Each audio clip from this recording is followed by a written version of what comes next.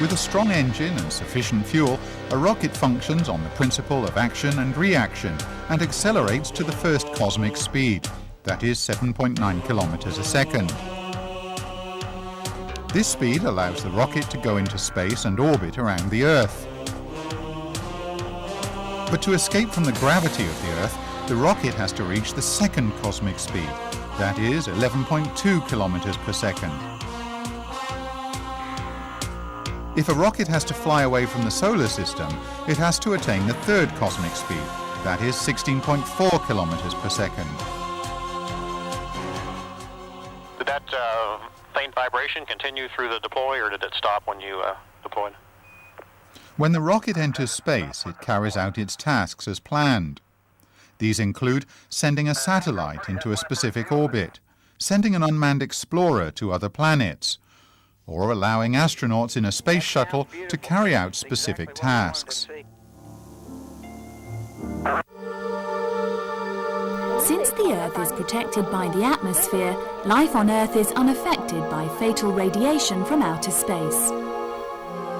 If astronauts enter space without appropriate protection, they'll quickly be harmed by cosmic radiation.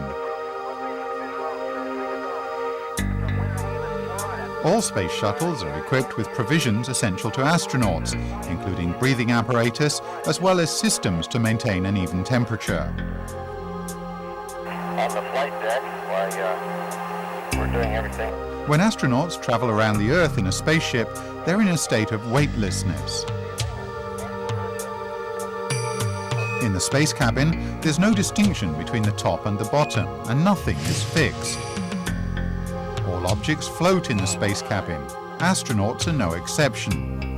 Astronauts move around in the cabin by grabbing fixed objects in the cabin. In a weightless state, the flesh of the astronauts gradually shrinks. The calcium in their bones also reduces gradually.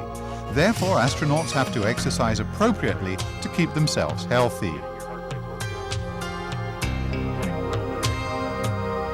In a weightless state, all objects float in mid-air.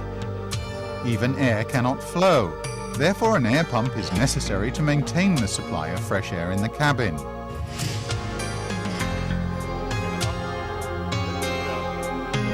In the space cabin, the air has already been pressurized. Therefore, astronauts do not have to wear special spacesuits, except in an emergency.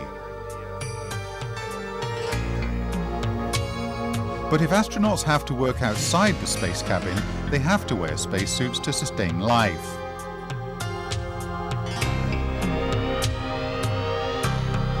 In space, the direct rays from the sun can raise the temperature to over 130 degrees Celsius. In places that the sun's rays cannot reach, the temperature falls to as low as minus 120 degrees Celsius. So the spacesuit must be capable of resisting extreme temperature changes. The spacesuit must also be strong enough to resist damage by cosmic dust. On the Apollo space mission, the innermost and outermost layers were made of glass fiber fabrics. In between, there were 7 layers of aluminium-plated plastic sheets. There were also 6 layers of glass fiber fabrics in between the plastic sheets. A spacesuit is airtight. A circulation system is built in to supply oxygen and to take away the carbon dioxide and vapor exhaled by the astronaut. There is also a temperature-adjusting device in the spacesuit to prevent temperature increases within the suit as a result of trapped body heat. In a spacesuit, there are also communication devices and a thermometer and sphygmometer to gauge the physical condition of the astronaut. If an astronaut has to stroll or carry out maintenance work in space, he has to put on a knapsack for flying with a gas propeller to help him complete his task.